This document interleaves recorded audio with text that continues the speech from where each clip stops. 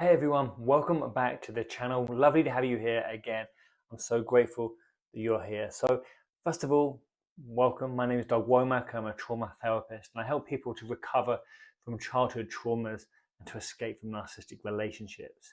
Now, one of the main things that I see that I work with people is people who are suffering from complex trauma. Now, it's estimated that it's around about 3% of people have complex trauma. Now, to be honest with you, I'm going to go out on a limb and say it's a huge amount more. Now, not just because I work in the industry and I see a lot of people with complex trauma, but because when you speak to so many people and you realize what's happened to them and you realize what they've gone through and you realize how they're coping with it, how they're living their life right now, and they're being held back by all these things that we don't realize are holding us back. I know I was as well. I know I didn't know I was suffering from complex trauma until years later, because it's just not something talked about. It's not something that we realize is going on. So I just think it's far more widespread. It's far more common than you think. We just don't have a name for it. And in fact, what happens is a lot of symptoms arise from it. So we might find that we're depressed or anxious, or we might find that we're kind of shy or agoraphobic, or we have kind of social phobias. And all of this stuff, they're just coping mechanisms. They're just our defense mechanisms. It's how we're dealing with the situation. This hypervigilance that's created from that childhood experience or from that abusive relationship experience. We find ways to deal with it. So trauma is when an event happens to you. Now, this can be sexual rape, this could be physical violence, this could be witnessing an horrific accident, being involved in a horrific accident, incident, something like that. And obviously everyone processes things differently. We can see something one day and the next day see something very similar, but our brain has giving it a new framework. The brain has started to look at it through a different lens, and one day we're feeling okay about ourselves and we have a form of safety, we have a place to go to within ourselves, and that event happens and we're like, it's okay, and another day happens and it really affects us. Now, with complex trauma, it's not this big T trauma, it's not this big event that happened, this big car crash or whatever. It is this small events happening over a long period of time. Now, there could be big ones in there as well. There could be specific events like sexual abuse over a long time, violence over a long time. But often it's little things and we think they're nothing, gaslighting, belittling, minimizing, just being the butt of the jokes, being laughed at when you're upset. All these kind of things, they start to add up. They start to really get under our skin and start to make us feel like we're not safe, like we're not good enough, like we're not worthy of love, like we're not safe in the world.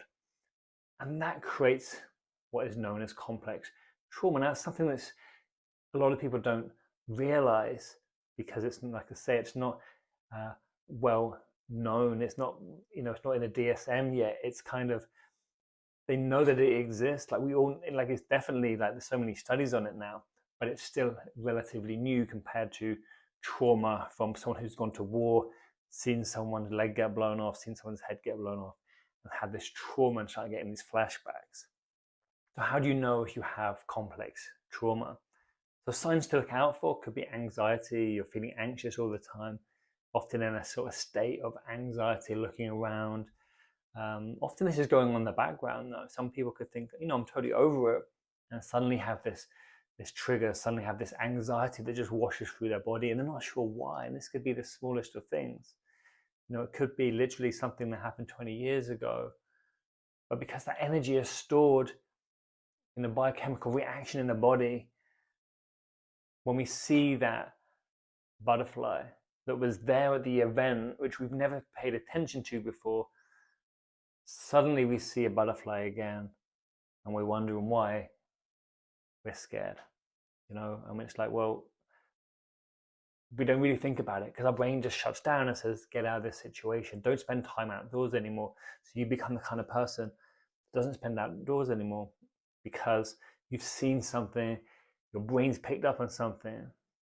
And the other thing as well with is you'll find that you have flashbacks. So these don't necessarily come during the day. They can come during the day. You can just suddenly get these images coming up in your mind, or it could be these feelings coming in your body, these flashback feelings, because often the brain shuts down and doesn't want to deal with the flashbacks, doesn't want to deal with the memories. And maybe you can't access the memory, but your body will have these flashbacks, these emotional feelings. And it's really good to write down when you get these, what was happening at the time, how did you feel, what were the situations, what were the circumstances, so we can kind of try and figure out what the trigger was, what it was that kind of triggered this event, this feeling, this flashback to happen. Now, the other thing that's very similar to flashbacks is these kind of night terrors. When you wake up in the middle of the night, or you can't wake up in the middle of the night, but you know that something's happening, like sleep paralysis. These are all signs. Often you see people will have a distorted sense of themselves. They'll start to think that they're weaker, or they're not good enough, or they're not strong enough.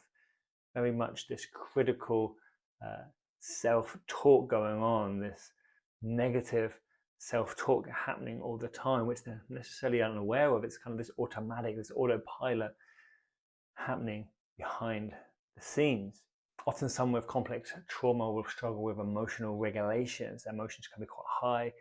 They can also be quite low because they're not aware of the emotions. They're kind of shut off from the emotions, disassociated, if you will, from what's happening around them, because it's been such a painful time. There's been this painful chapter in their life where they've wanted to step away from that. And you can't do that, especially if you're a child. You know, you're in a relationship with someone and you're tied into this relationship. You can't step out physically. So you had to shut off mentally. So your brain stops taking things in, and it just creates this kind of this wall, if you will. So it disassociates from the pain the body's feeling, disassociates from the emotions that are happening, and just kind of shuts off, lets these things happen as if like, I'm not here, I'm just going to move out of the way. So these are all trauma responses. Now, other trauma responses, you've got the 4 Fs. So you've got the fight. Now, you often see the fight response more often in, say, the narcissistic type of person, someone who's got those kind of characteristics of wanting to fight everyone, wanting to put up a wall and, you know, get angry. They use aggression, everything to keep people away. You know, they're showing their teeth so that people will leave them alone and not attack them again.